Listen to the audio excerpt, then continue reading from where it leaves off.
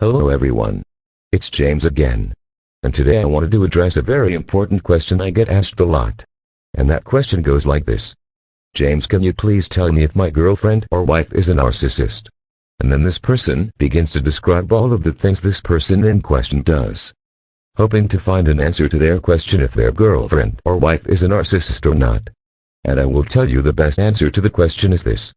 It's almost impossible to diagnose a narcissist, even sometimes in a clinical setting, because most narcissists will lie and send their therapist on wild goose chases.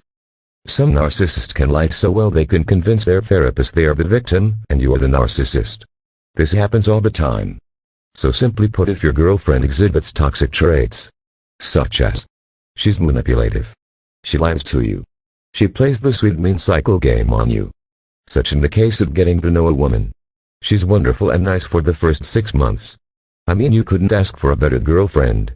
Attentive, warm, caring. And she seems like a perfect match for you. Then out of nowhere she starts yelling at you for being 5 minutes late to pick her up for a night out. In a rage she calls you a worthless loser. She may begin to swear when you never heard her swear before. She tells you she wonders why she even started to date you in the first place. And the list goes on and on. All for something small such as being 5 minutes late. Then the next day she's crying and acting like the previous day's behavior was a mistake, wanting to work things out and still be with you. And as I've stated in previous videos, at first there can be gaps of several months in between the means of the sweet mean cycle, with more sweets to keep you interested and willing to stay. However, as time goes on, the sweets get fewer and far in between and the means become more frequent. And all of these things are given as examples to the question, is my girlfriend a narcissist? Well, even with this information, there could be many toxic things that can be troubling such a person. They could be a narcissist, but they could be something else as well. There's no way to know. And if a person is toxic, you shouldn't want to find out they are a narcissist anyway. This is the key thing to know and learn about yourself. The best way to understand it is if a car is driving head-on towards you on your lane. Are you going to sit and wonder what the reason is they are driving head-on towards your car in your lane? Or are you going to swerve to avoid being hit? Well, I would hope you would do what you had to do to avoid being hit and not sit and think about what all the possibilities are for this person driving head-on towards you. But just sitting there you are increasing the chance an accident will occur. And by staying with someone that is toxic trying to find an answer to the toxic problem will only give more chance bad things can happen in this relationship. However, it's good to know the signs of narcissistic and toxic traits, because knowing these things will help you swerve to avoid that accident, so to speak.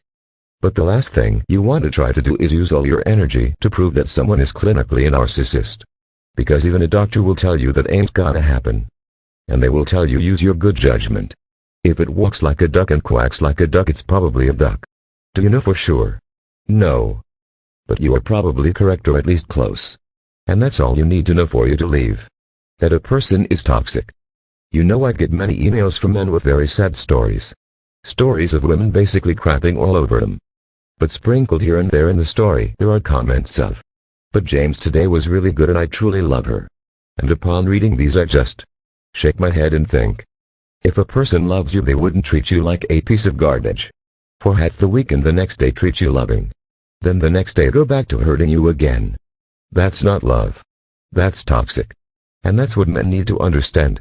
That they play a role in the toxic woman's behavior by staying with them. And that role is wanting to hang on to one day she treated you good and trying to make things work based on that. Sticking around when all of the red flags scream this woman is toxic. I know.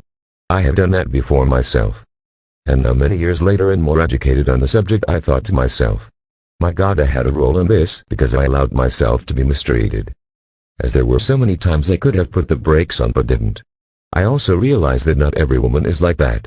And that walking away fast from toxic abusers freaked me up, so I was able to meet good, non-toxic people. However, I will say the way society is sadly being programmed by what they see and hear. Many men are losing their masculinity. And many women are being taught that being a strong woman is hurting a man. And in both examples, everyone loses. While those that promote this ugly agenda sit back and laugh. However, I have found, though, there are some asleep zombies out there There are many others that are waking up, both male and female. And it's a good feeling to meet women that are awake. Women that celebrates a man's masculinity and wants nothing more from him except his time. Awake women that encourages a man to protect himself financially because they know how ugly the world can be sometimes. And trust me, there are women like that out there. But you will never meet them if you are second-guessing for several years. If the current toxic woman you are dating is a narcissist or not. If she's toxic, let her go. That's all you need to know. If a woman exhibits any of the toxic narcissistic traits I have explained in my videos, it's time to leave and move on, as your relationship will only get worse. Do yourself a favor and write down your story and read it back to yourself once a day for a week. Then tell me if it doesn't sound crazy to you that a person would actually stay with such a human being. I know it's hard when you are sitting in the situation, but you have to step outside the glass for a moment and see it for what is going on. And the question should be, is this woman toxic? And again, if she exhibits behaviors listed in all of my videos, or if some of my videos are mirror images of her behavior, then you will have your answer. You have to understand, narcissists will never admit their problems. Any admission will only be done for manipulation purposes. That's all they know how to do, is manipulate. So trying to get tangible information from a chronic liar and manipulator is impossible. All you can go on is what are the narcissistic and other toxic traits you should watch out for. Because the fact of the matter is, you are going to meet narcissists, sociopaths, and those with other toxic problems in all aspects of your life. And the main goal is to recognize they are toxic in nature, and to sidestep these people so you can spend time with those that aren't toxic, those that are awake, those that have demonstrated over and over again they are truly empathetic. Remember, toxic people are fake and their mask slips now and then.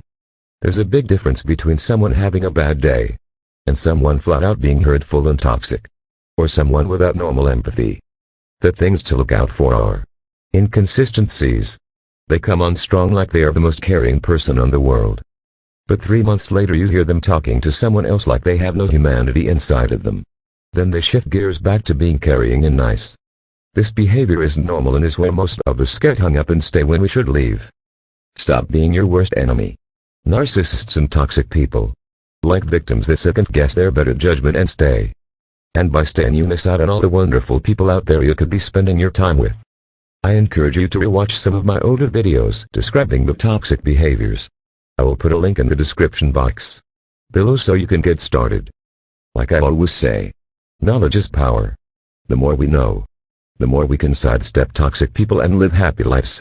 Until next time, bye for now, and be good to yourselves.